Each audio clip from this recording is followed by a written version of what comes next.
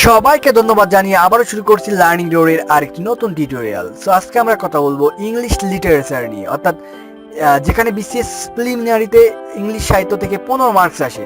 So আপনি খুব সহজেই কিভাবে 10 থেকে 12 মার্কস পেয়ে যেতে পারেন সেটা নিয়েই আজকে আমরা কথা বলবো। সো আর বেশি কথা বলবো না, সো আমরা শুরু করি।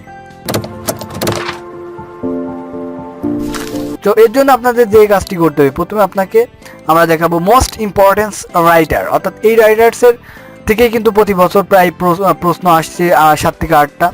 সো সবচেয়ে যে ইম্পর্টেন্স রাইটারগুলো সেই নামগুলো আমরা এখানে দেখিয়েছি। যেমন প্রথম আসে William Shakespeare, William Wordsworth, George Bernard Shaw, T S. Eliot, Ernest Hemingway, S T. Coleridge, Charles Dickens, Robert Browning, Alexander Pope, Jonathan Swift, Ben Jonson, John Milton, Lord Byron, P B. Shelley, John Keats, Christopher Marlowe, Percy Bysshe Shelley, George Orwell, Edmund Spenser and Francis beacon.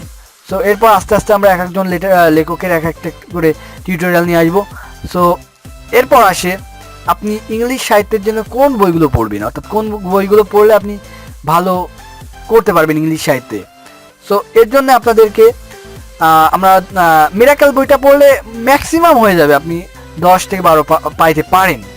কিন্তু এর জন্য আপনি যদি আরও advance কিংবা বেশি preparation নিতে চান, এর জন্য আপনি an easy approach to English literature, অর্থাৎ আমানান শিপনের যে বইটা আছে এটা পড়তে পারেন। সো আমার মনে হয় না এই দুইটা বই পড়লে আপনার আর কোনো বই পড়া উচিত। সো সাহিত্যের জন্য আপনি খুব অনায়াসে 10 থেকে 12 মার্কস পেয়ে যেতে পারবেন এই দুইটা বই পড়লে।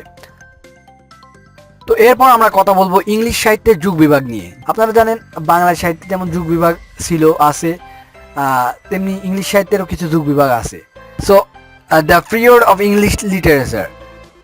সো প্রথমে আসে দ্য ওল্ড ইংলিশ পিরিয়ড, যেটা 450 সাল থেকে 1066 সাল পর্যন্ত বিস্তৃত ছিল, যেটাকে বলা হয় অ্যাংলো স্যাক্সন পিরিয়ড বা লিটারেচার পিরিয়ড। সো এরপর আসে দ্য মিডল ইংলিশ পিরিয়ড, যেটা 1066 সাল থেকে 1500 সাল পর্যন্ত বিস্তৃত ছিল। দেন প্রিপারেশন ফর রেনেসাঁস, যেটা 1500 সাল থেকে 1558 সাল পর্যন্ত। দেন তারপরেই টোটাল দ্য রেনেসাঁস যুগ বিভাগটা, যেটা 1500 সাল থেকে 1660 সাল পর্যন্ত।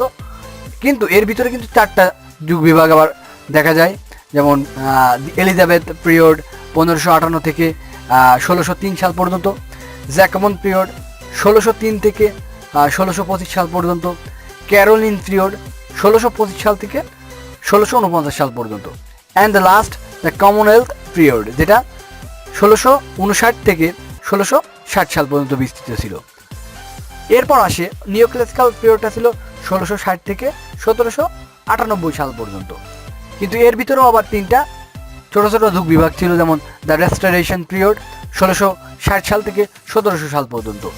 তারপর আসে অগাস্টিয়ান পিরিয়ড, যেটা 1700 সাল থেকে 1745 সাল পর্যন্ত বিস্তৃত ছিল। তো এরপর আসে দ্য এজ অফ সেন্সিবিলিটি, যেটা 1745 থেকে 1785 সাল পর্যন্ত।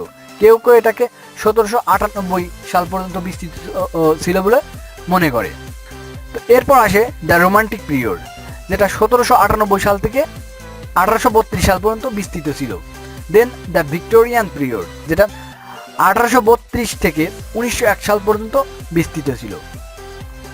দেন দ্য মডার্ন পিরিয়ড, যেটা 1901 সাল থেকে শুরু হয় এবং দ্বিতীয় বিশ্বযুদ্ধের আগ পর্যন্ত, অর্থাৎ 1939 সাল পর্যন্ত বিস্তৃত ছিল। এর ভিতরেও আবার 2টা যুগ বিভাগ ছিল, যেমন অ্যাডওয়ার্ডিয়ান period and Georgian period.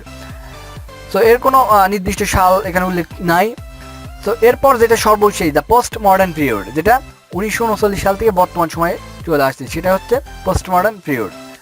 So আপনারা সবচেয়ে যেই সাহিত্যের যুগ বিভাগে আপনারা সবচেয়ে গুরুত্ব দিবেন সেটা হচ্ছে রোমান্টিক পিরিয়ড, ভিক্টোরিয়ান পিরিয়ড আর এলিজাবেথ পিরিয়ড। কারণ মোস্ট অফ দ্য ইংলিশ সাহিত্যের যে প্রশ্নগুলো বিসিএসে আসে এই পিরিয়ড থেকেই মূলত প্রশ্নগুলো আসে। যেমন আপনারা যদি দেখেন এলিজাবেথ পিরিয়ডের প্রধান লেখক ছিল Christopher Marlowe, Edmund Spencer, William Shakespeare, Ben Jonson, Francis Bacon. So এগুলো আপনারা খুব ভালোভাবে পড়বেন। এরপর আসে ভিক্টোরিয়ান পিরিয়ডের যদি আমরা উল্লেখযোগ্য কিছু সাহিত্যিকের নাম বলি, যেমন Charles Dickens, Thomas Hardy, Robert Browning, Alfred Tennyson, Thomas হার্ডির মতো লেখক। সো আপনারা খুব ভালোভাবে এই 2টা যুগ ভালোভাবে পড়বেন, কোনো সাহিত্যিকের নাম বাদ দিবেন না। সো এই ছিল আজকে আমাদের ইংলিশ লিটারেচার অর্থাৎ ইংলিশ সাহিত্য নিয়ে আমাদের প্রথম ভিডিও। সো এরপরে আমরা একটা একটা করে ইংলিশ সাহিত্যের উপর কয়েকটা ভিডিও নিয়ে আসবো। আপনারা আশা করি ভিডিওগুলো দেখবেন, আপনাদের অনেক ভালো লাগবে। সো আপনাদের বিসিএস প্রস্তুতির হালকা যদি আমরা একটু সহযোগিতা করতে পারি সেটা আমাদের সাফল্য। সো সবাই ভালো থাকবেন, ধন্যবাদ। আর অবশ্যই আমাদের চ্যানেলটি সাবস্ক্রাইব করে আমাদের সাথে থাকবেন।